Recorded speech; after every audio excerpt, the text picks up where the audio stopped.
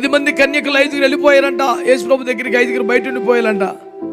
ఎందుకమ్మా ఉండిపోయారంటే మా దగ్గర నూనె అయిపోయిందండి అన్నారు. అయ్యో బిడ్డ అంటే ఏ అంత బాధపడకో, మాకు నూనె అమ్మ కూడా తెలుసు. ఫస్ట్ నేను ఎప్పుడు ఖాతా ఆడి దగ్గరే, చర్చి కంటే కొత్తగా నూనె కాడికే పోతాం. ఉన్నారయ్యా మనకే చర్చి కంటే కొత్తగా నూనెకి ఆడి దగ్గరికి వెళ్తామని ఎంత పని అని గబగబ వెళ్ళారు. నూనె తెచ్చుకున్నారు. దేవునికి స్తోత్రం. నూనె తెచ్చేపాటికి యేసుప్రభు ఏం చేశాడంట అనరా, తలుపేసేసాడు. మొహమాటం ఎందుకు సిగ్గుపడతారు చెప్పండి. యేసుప్రభు ఏం చేశాడు? తలుపేసాడు.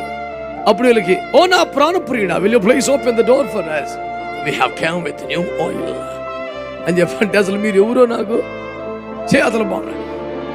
లేదయ్యా 100 రూపాయలు ఇచ్చి కొనుక్కొచ్చావు, ఆయన ఎక్కలేసాను నూనె.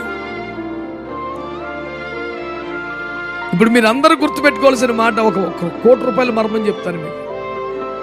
నూనె కొనుక్కొచ్చిన వాళ్ళు లోపలికి వెళ్ళా, నూనె అమ్మినోడు ఏసు రక్తం వేసి నాకు వాళ్ళని చూస్తుంటే బాధ్యత. నూనె బ్యాచ్యాలు ఉండిపోతారేమోనని టెన్షన్.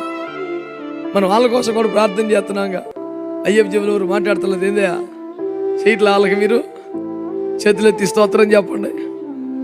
నా బాధ ఏంటంటే అమ్మినోడు బయటే ఉన్నాడు, కొన్న వాళ్ళు బయటే ఉన్నారు. ఈ నూనెను కాపాడుకున్నవాడు, ప్రార్థించి నూనెను పొందుకున్న వాళ్ళు మాత్రమే కొనిపోబడ్డారు. దేవునికి స్తోత్రం కలుగును గాక. చేతులెత్తి స్తోత్రం చెప్పండి.